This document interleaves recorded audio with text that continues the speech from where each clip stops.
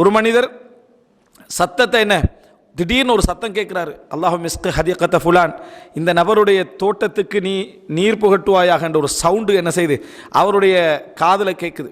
ஒரு மலக்கூடிய ஓசையாக இருக்கலாம், அல்லது அவருடைய காதில் கேட்க செய்திருக்கலாம். அவர் அந்த மேகத்தை என்ன செய்கிறாரு, தொடர்ந்து போகிறார்.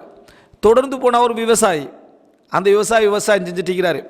அப்போ அவர் போய் கேட்குறாரு, இப்படி ஒரு சத்தம் நான் கேட்டேன், அந்த மேகம் உங்களுக்கு என்ன செய்யுது நிற்கிது என்று சொல்லி விளக்கம் கேட்குறாரு. அவருக்கு எந்த காரணம் தெரியல. அவர் சொல்கிறாரு, நீங்கள் சொல்கிறது என்ன, ஒரு வேளை இப்படி இருக்கலாம் என்று ஒரு விளக்கம் சொல்கிறார். என்ன, நான் உழைக்கக்கூடிய உழைப்பில் வருமானத்தை 3ஆக பிரிச்சிருவேன். ஒன்று திருப்பி மீள் உழைப்புக்கான ஒரு முதலீடாக என்ன செய்வேன், இதில் போட்டுருவேன். இன்னொன்று நான் எனது பொறுப்புகள் குடும்பங்களுக்கு நான் செலவழிச்சிருவேன். இன்னொன்று அல்லாஹ்வுடைய பாதையில் என்ன செஞ்சிருவேன், நான் கொடுத்து விடுவேன். சில வேளை அதாகரிக்கலாம் அப்படி என்றார். சுப்ஹானல்லாஹ்.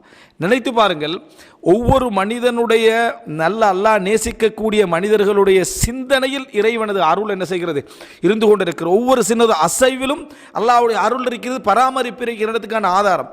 ஆனால் உண்மையாக நாங்கள் அப்படி உணர்கிறோமா? பெரும்பாலும் நமது பாவத்தின் காரணமாக, நமது கரைகளின் காரணமாக, நமது உணர்வுகளின் காரணமாக நம்ம எப்போ உணர்றோம்னா கஷ்ட நேரத்தில் அல்லாஹ் உதவுறான் என்று மட்டும்தான் உணர்கிறோம். கேட்குற நேரத்தில் அல்லாஹ் தருகிறான் என்று மட்டும்தான் உணர்கிறோம். எனது ஒவ்வொரு செகண்டிலும் அல்லாஹ் உதவி கொண்டிருக்கிறான் என்று நம்ம உணர்வது